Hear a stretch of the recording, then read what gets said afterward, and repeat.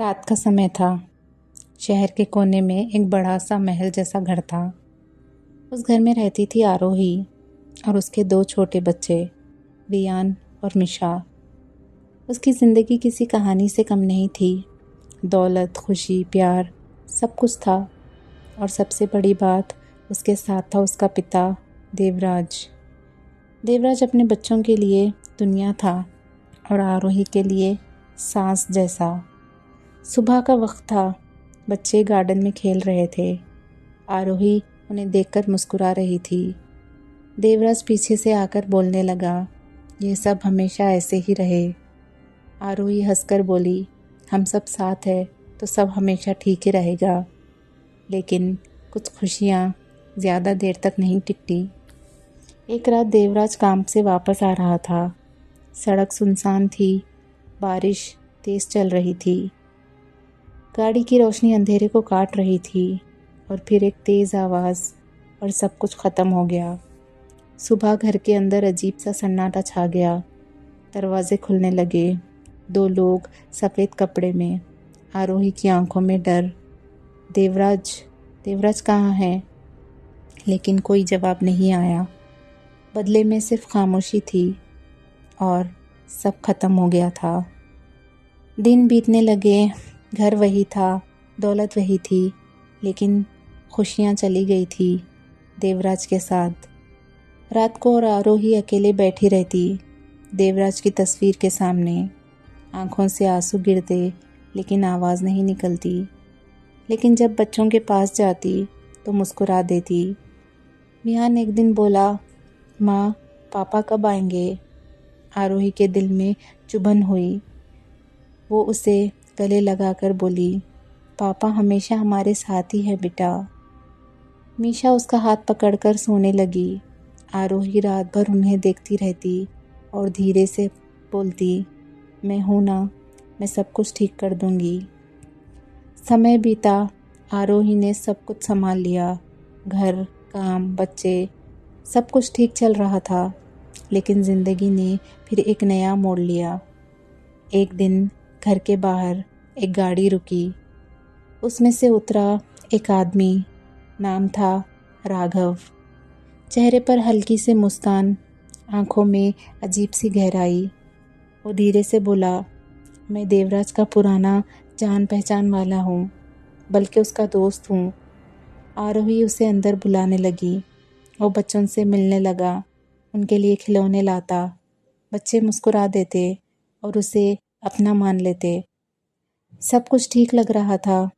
लेकिन जब आरोही उसे देख रही थी, एक पल के लिए उसे ऐसा लगा जैसे राघव की आंखों में कुछ और है, कुछ अंधेरा। उस रात आरोही बच्चों को सुला रही थी।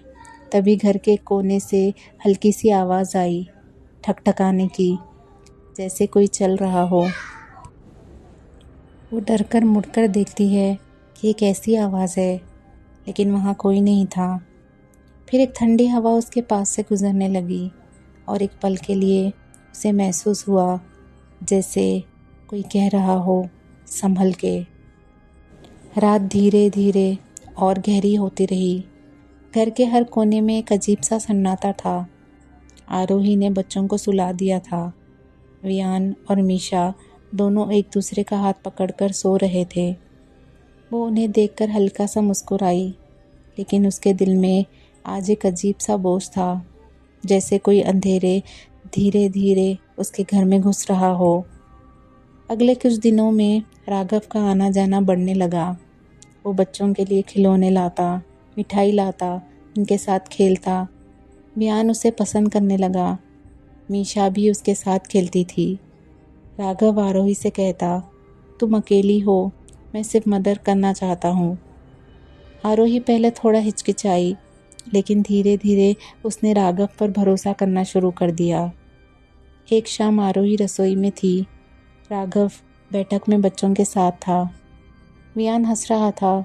मीशा भी खेल रही थी। लेकिन जब आरोही ने दूर से देखा, एक पल के लिए राघव का चेहरा बदल गया। मुस्कान गायब, आंखें थोड़ी ठंडी, जैसे वो उन्हें देख नहीं समझ रहा हो। आरोही का दिल ज़ोर से धड़कने लगा। वो तुरंत वापस रसोई में आ गई। समय के साथ राघव ने आरोही को समझाया, बच्चों को एक पिता की ज़रूरत है। मैं तुम सबको खुश रखूँगा। आरोही ने बहुत सोचा। उसने देवराज की तस्वीर के सामने खड़े होकर कहा, मुझे माफ़ करना, मैं अकेले नहीं संभाल पा रही।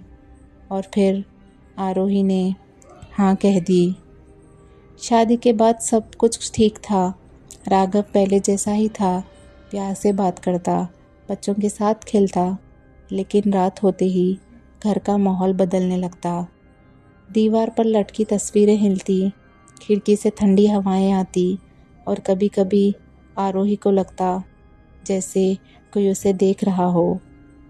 एक रात बच्चे सो रहे थे। आरोही कमरे में अकेली थी। राघव धीरे धीरे अंदर आया। उसका चेहरा अजीब सा शांत था। तुमने मुझ पर भरोसा किया, वो धीरे से बोला। आरोही मुस्कुराने की कोशिश करने लगी। हाँ, मैंने तुम पर भरोसा किया, लेकिन उसकी आंखों में डर था। राघव आगे बढ़ने लगा और उस पल आरोही को महसूस हुआ, ये आदमी वो नहीं है जिसे उसने अपना समझा था। घर के बाहर हवा तेज चलने लगी। खिड़कियां जोर जोर से हिलने लगी। बत्ती हल्की सी झिलमिला रही थी और फिर सन्नाटा छा गया। उस रात के बाद सुबह घर वही था, दीवार वही थी, कमरे वही थे, लेकिन वहाँ आरोही नहीं थी।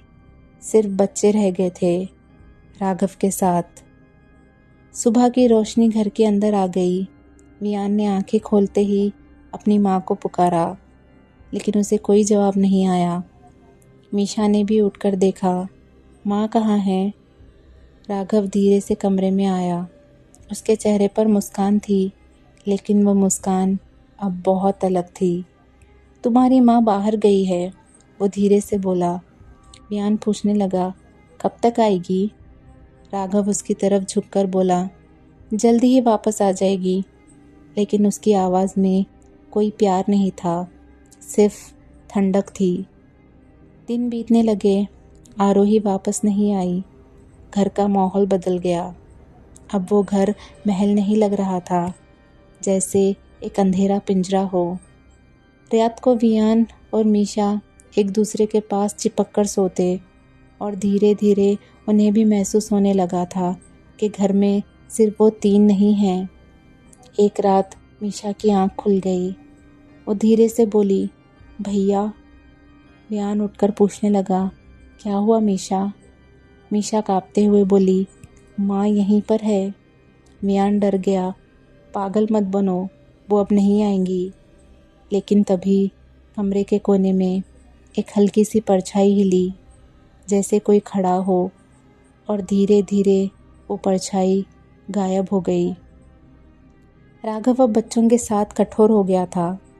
उन्हें डराता, उन्हें चुप रहने को कहता। घर में हंसी ख़त्म हो चुकी थी, सिर्फ डर और सन्नाटा था। एक रात तेज़ हवा चल रही थी। खिड़की खुद से खुल रही थी। पर्दे ज़ोर ज़ोर से हिल रहे थे। वियान और मीशा एक दूसरे का हाथ पकड़कर लेटे थे। तभी कमरे में एक हल्का सा उजाला फैला, जैसे कोई रोशनी हवा में तैर रही हो। और उस रोशनी के बीच एक आवाज़ आई, बिल्कुल धीरे, बिल्कुल प्यारी सी आवाज़, अपनी सी आवाज़, डरो मत। बच्चे एक साथ बोले, माँ तुम आ गई। रोशनी धीरे धीरे कमरे में घूमती रही, जैसे कोई उनके आसपास घूम रहा हो। उन्हें एक गर्म एहसास हुआ, जैसे किसी ने उन्हें गले लगा लिया हो। और उस पल पहली बार उन्हें डर कम लगा। दरवाजे के बाहर राघव खड़ा था। उनका चेहरा गुस्से से भरा हुआ था। वो धीरे से बोला, ये क्या कर रहे हो तुम दोनों? हवा और तेज़ होने लगी और उस घर में पहली बार अंधेरे के सामने रोशनी खड़ी हो गई। घर के अंदर हवाएं तेज़ चल रही थी। पर्दे ज़ोर ज़ोर से हिल रहे थे। वियान और मीशा एक दूसरे से चिपक कर बैठे थे और उनके सामने वो रोशनी जो धीरे धीरे बढ़ रही थी। उस रोशनी के बीच एक परछाई बनने लगी थी, धीरे धीरे, जैसे कोई रूप ले रहा हो। और फिर वियान की आवाज़ काँप रही थी, माँ। रोशनी थोड़ी और साफ हो गई। एक कोमल सा चेहरा, एक पहचानी सी मासूमियत। आरोही उनके सामने खड़ी थी, लेकिन वो पहले जैसी नहीं थी। उसकी आंखों में प्यार था, लेकिन साथ ही एक गहरा दर्द और गुस्सा। मीशा रो पड़ी, माँ, आप कहाँ चली गई थी? वियान के आंसू रुक नहीं रहे थे। वो रोशनी उनके पास आ गई। उन्हें एक गर्म सा एहसास हुआ, जैसे माँ ने उन्हें गले लगा लिया हो। मैं यहीं हूँ, मैं कभी तुम्हें अकेला नहीं छोड़ूंगी। दरवाजे के बाहर राघव अभी भी खड़ा था। उसने सब महसूस किया। वो धीरे से अंदर आया। जैसे ही वो कमरे के अंदर कदम रखा, हवा तेज़ हो गई, बत्ती झिलमिल करने लगी और रोशनी एकदम से उनकी तरफ मुड़ गई। राघव पहली बार घबरा गया। ये सब क्या हो रहा है? उसकी आवाज़ टूट गई। रोशनी धीरे धीरे उसके सामने आई और उस पल आरोही का रूप उसके बिल्कुल पास था। ना चीख, ना आवाज़, सिर्फ एक गहरी नज़र।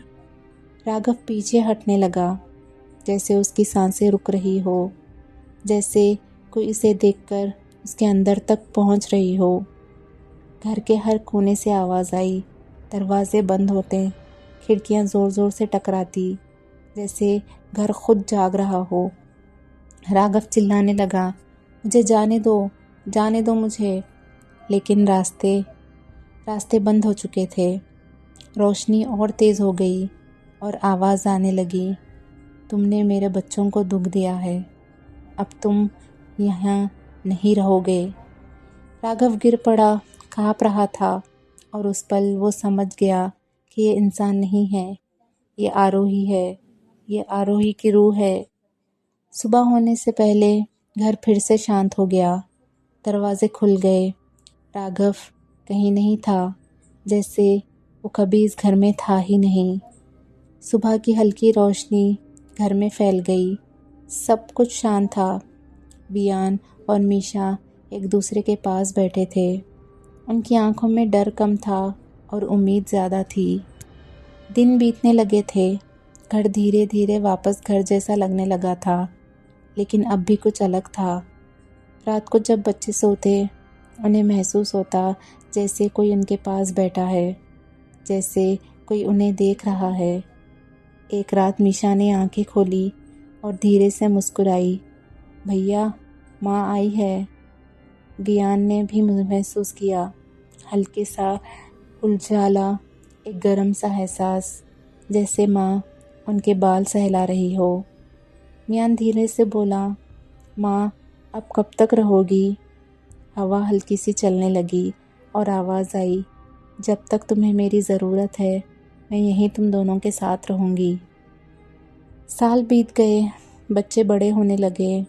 उन्होंने सब कुछ संभाला, लेकिन एक बात कभी नहीं बदली, माँ का एहसास। हर मुश्किल में, हर दर्द में उन्हें लगता कोई उनके साथ है। एक शाम वियान और मीशा घर के आंगन में खड़े थे। आसमान में सूरज ढल रहा था। दोनों एक साथ बोले, शुक्रिया माँ, हमारा ख्याल रखने के लिए। हवा धीरे से चलने लगी, पेड़ के पत्ते हिलने लगे और एक पल के लिए उन्हें दिखा एक हल्का सा मुस्कुराता हुआ रूप। कहते हैं, माँ का प्यार कभी ख़त्म नहीं होता, वो सिर्फ बदल जाता है, कभी दुआ बनकर, कभी साया बनकर और कभी एक ऐसी ताकत बनकर जो अंधेरे को भी हरा देती है। ये कहानी थी एक माँ की, जो मरने के बाद भी ज़िंदा रही, अपने बच्चों के लिए उनका साया बनकर।